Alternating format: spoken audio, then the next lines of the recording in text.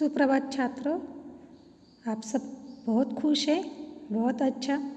देखो, मैंने आपको बहुत सारे श्लोक पढ़ाए हैं। सुबह की प्रार्थना आपने सीखी है, ये मारुति स्तोत्र सीखा है, सरस्वती प्रार्थना सीखी है, वक्रतुंड महाकाय श्लोक सीखा है।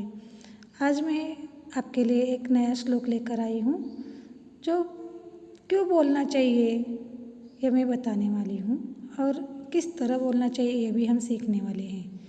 तो वह श्लोक है भोजन से पूर्व बोलने की प्रार्थना से संबंधित है।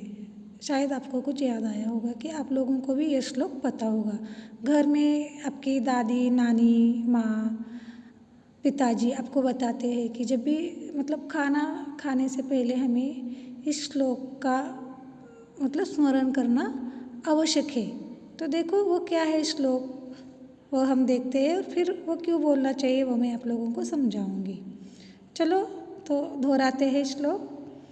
वदनी कवळ घेता नाम घ्या श्रीहरीचे, सहज हवन होते नाम घेता फुकाचे, जीवन करी जीवित्वा अन्न हे पूर्ण ब्रह्म, उदरभर नोहे जानिजे यज्ञ कर्म, जय जय रघुवीर समर्थ।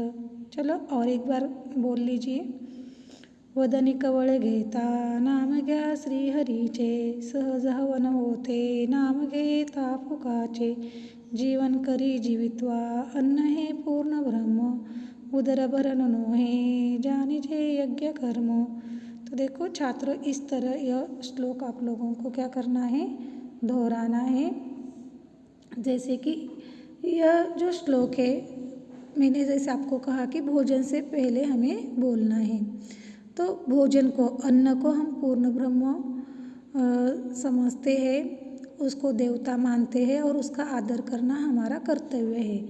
तो वदनी कवळ घेता नाम घ्या श्रीहरीचे, जैसे ही आप जो निवाला है आपके मुंह में लेते हैं तो आपको भगवान का नाम लेना चाहिए। श्रीहरि मतलब कौन से भी ईश्वर का नाम लेना चाहिए। आप भगवान श्री कृष्ण का नाम ले सकते हैं, राम का नाम ले सकते हैं, जो भी आपकी इष्ट देवता है उसका नाम आप ले सकते हैं।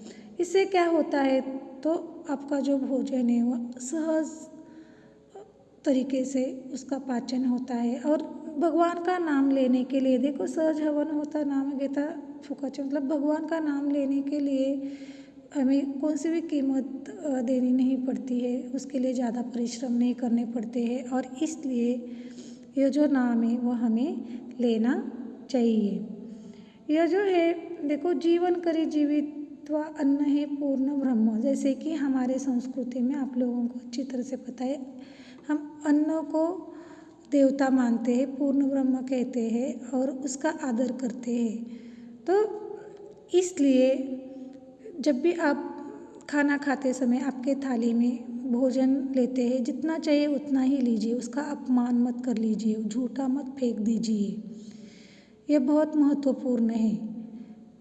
देखो, उदरभर नोहे जानिजे यज्ञ कर्म, जिस तरह आप लोगों को पता है कौन सा भी अच्छा कार्य करने के लिए यज्ञ किया जाता है और उस यज्ञ में बहुत सारी आहुतियाँ दी जाती हैं और जिससे हमारे जीवन में सुख आते हैं, ऐसे हम समझते हैं। तो यज्ञ जो है अग्नि एक देवता है और इस देवता का जिस तरह हम आदर करते हैं उसी तरह हमारे उदर में, हमारे पेट में जठराग्नि एक देवता है और उसका भरण करना हमारा कर्तव्य होता है। हमारे शरीर को जो भी ऊर्जा मिलती है वो अन्न से मिलती है और इसलिए यह अन्न हमारे लिए बहुत महत्वपूर्ण है, उसका हमें हमेशा आदर करना चाहिए छात्रों। तो इसलिए जब भी आप भोजन करते हैं तो जितना आप चाहिए उतना ही लीजिए और उसके अनुसार भोजन थाली में बिल्कुल भी मत छोड़िए। जो झूठा है वो भी ठीक तरह से उसका आप लोगों को व्यवस्था करनी है, कहीं भी पैरों के नीचे वो नहीं आना चाहिए। खाना खाने के बाद अगर झूठा नीचे गिरता है तो तुरंत आप लोगों को उसको उठाकर उसको थाली में डालना चाहिए। तो इस तरह छात्रों, यह जो श्लोक है आप लोगों को भोजन से पहले दोहराना है, जिससे आपके मन में सकारात्मक दृष्टिकोण निर्माण होगा जो आपके लिए आवश्यक है। अन्न हमारे शरीर को ऊर्जा देता है, शक्ति प्रदान करता है और इसलिए अन्न को हमारे संस्कृति में हम देवता मानते हैं, उसका आदर करना हमारा कर्तव्य है। तो छात्रों, ये श्लोक आप ज़रूर दोहरा लीजिए। अगले हफ्ते में आपके सामने आऊँगी एक नए श्लोक के साथ। धन्यवाद छात्रों।